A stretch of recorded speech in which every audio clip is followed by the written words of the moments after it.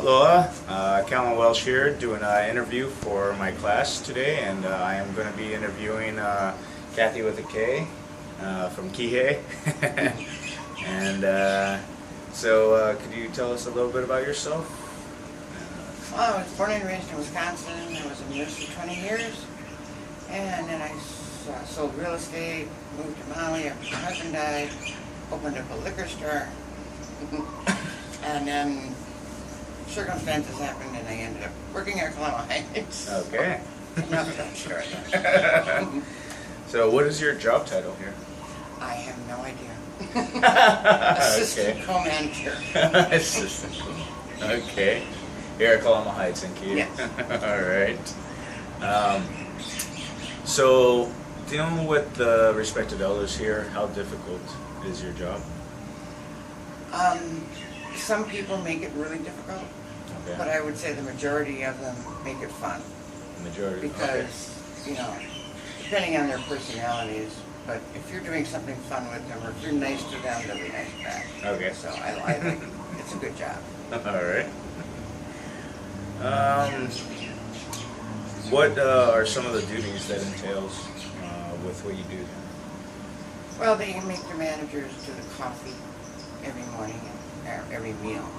Okay. And that's kind of so that we, as the managers, meet all the people and they see that we're kind of human. We're not people in the office that rule. Okay. And then there's a lot of paperwork, of course, involved. Yes. With any job. I mean, right now we're full, so that means we have 150 residents. Kalama Heights So, is currently yes, full. Right. Wow, residency. I know. Is there a waiting list? Yes, actually there is. Normally during this time of year we have all of our winter people. Yes. People from either the mainland somewhere. Wow. And they always come for like 4 months or 4 months. Really? So there's a waiting list for them because we have to take our people that are here forever over the 3 or 4 month people. Okay, so local residents that want to come here to Kalama Heights have priority over the people from in? Right. Wow. Yeah. Okay, Because interesting. we want people to stay here for years, not just for 3 or 4 months. Right, right, okay. Let's see, what motivated you to get into this, like you said earlier, the certain circumstances, but is there any good positive motivation that got you into this? Actually, my friend Marsha, who used to work here, Yes. I just was filling in for her doing bingo on Saturday. That's how I started. Oh, wow. And then it grew from there, and Suzanne started teaching me more and more office stuff, and Andrea would teach me how to do coffee, and then pretty soon I knew how to do everybody's job. So then they could go on vacation and not have to fill in, they just had me there. Wow. So that's why I'm saying I'm assistant co-manager. I can pretty much do anybody's job right now. That's amazing. Yeah. Okay. Thank you for that.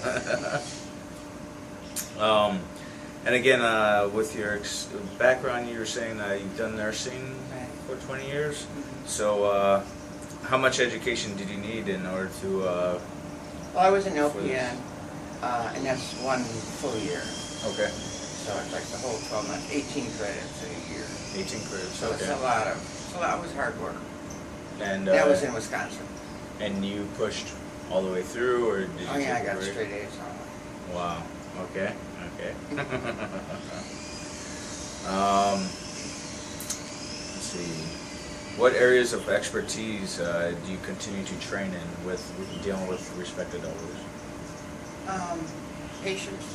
Patience. That's the Okay. main one. I think we all could use a little Yeah. more patience. And memorizing. You have to know everybody's name. Okay. So that was hard in the beginning because all of a sudden know 150 people.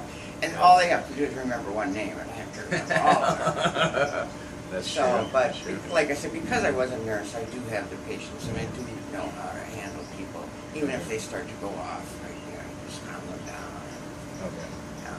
So, yeah. Awesome. Thank you. Thank you.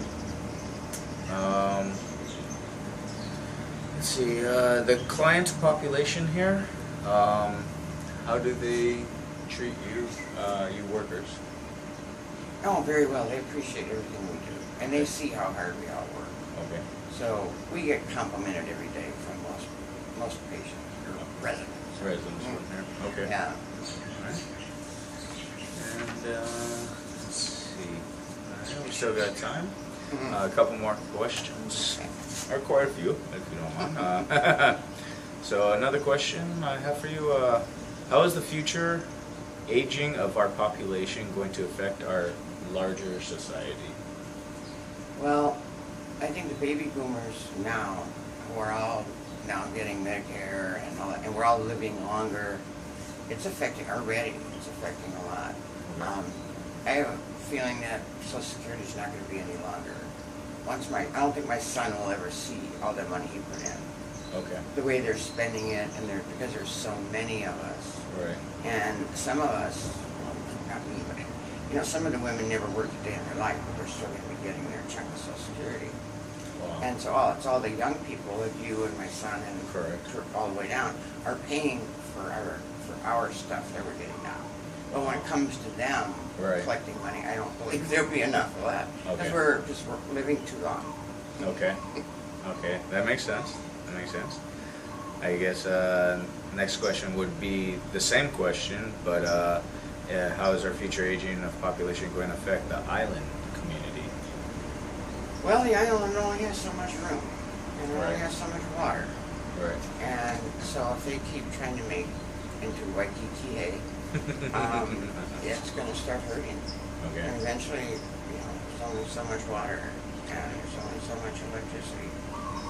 And if we just keep building and building and taking, I don't know. Perhaps won't have resources left. Exactly. Yeah. They're My kids. overbuilding and they're Okay. overdoing everything, I think. Okay, thank you. Next question: how might negative attitudes about aging influence public policy, healthcare, and social programs? Well, it is affecting us already. Okay. We have a president that's really against old people. If he had his way, he even quoted this, if he had his way, everybody over 80 would just be like thrown on an island somewhere. He thinks young is the future, which of course it is. Right. But they have no plan for what to do with all of the older people. And That's so sad to hear. Yeah. So I'm getting more of a negative vibe as being the older adult. Right. Because they're saying, well, now you're getting all this free money. It's not free money. We paid into it for 40, 50 years. That's true. But That's true. they keep saying, well, we're giving you this money. Right. And it's not a gift. It's, What you guys put in? Okay. yeah. That makes sense. So then, what measures can be taken to prevent that kind of unfortunate? That's a good question. I guess just keep the population down, like they do in China. You're only allowed to have one kid. And using our resources smarter. I mean, we have constant sun, we have constant rain and circulation. Right. We should be using all those resources instead of Maui Electric burning fossil fuels. I mean, that makes no Correct. sense. Yeah. Okay. So, everybody needs to get a little bit smarter and saving, time. Right. Like 2-minute showers instead of 20. And, just if everybody did just a little bit, it would contribute a lot to, you don't have to water your grass every day. It doesn't matter if it's always green. Okay. Yeah. Yeah. So if everybody would pitch in a little bit, I think the Yeah. island could thrive and survive. Okay. Thank you. Thank you. Let's see. How might the decline or loss of senses, hearing, touch, vision, smell, affect the quality of life for elderly? It affects them a lot. Okay. Hearing is usually the first to go. Okay. Hearing aids obviously help, but and then sight, we do have several blind people here. They do get along though. They recognize people's voice. All right. So like Catherine, you just walk past her and she'll say, "Oh, hi, Kathy." It's like Wow. either it's your smell or she hears your voice or something. But anyway, back to the basic question, which was I don't know. Oh, the senses. Yeah. Well, I don't know how you could not have a sense of touch or a sense of smell. And sometimes without a sense of smell might be a good thing. Once you get older. Yeah, exactly. Okay. Yeah. But yeah, any senses that's like light, sight, and hearing, which is obviously a big detriment. But it's, people are getting away with it. They're doing fine. Most of Okay. everybody here is deaf. You just talk louder. Okay, that's a simple fix. Yeah, pretty much. Thank you for sharing. Thank you for sharing. So I guess more of a personal question. How would you want to be treated if you were diagnosed with Alzheimer's disease? Wow. Put a pillow over my head. I'm serious. I don't know if I want to live like someone that we have some here that are just gonna wander around and they don't know where they are, what they're doing. I don't know how I can handle that. Okay. But I guess if you're in that situation, you don't even know you're having to handle it because you're not all there. Right, right. But if I knew that that was going to happen or starting to happen, Yes. I really believe in Dr. Kevorkian and all those things. I would just want to be put down. Okay. Like a dog. I don't You're not know. the first person to have told me that. I've Yeah. actually been told by several respected elders I've talked to, Alzheimer's, you're done. Dementia. And yeah. they just want to go to the next realm, which is Right. kind of a scary, sad thought, but at the same time, it makes sense to the point where Right. if they can't recognize their own children, they can't talk to or know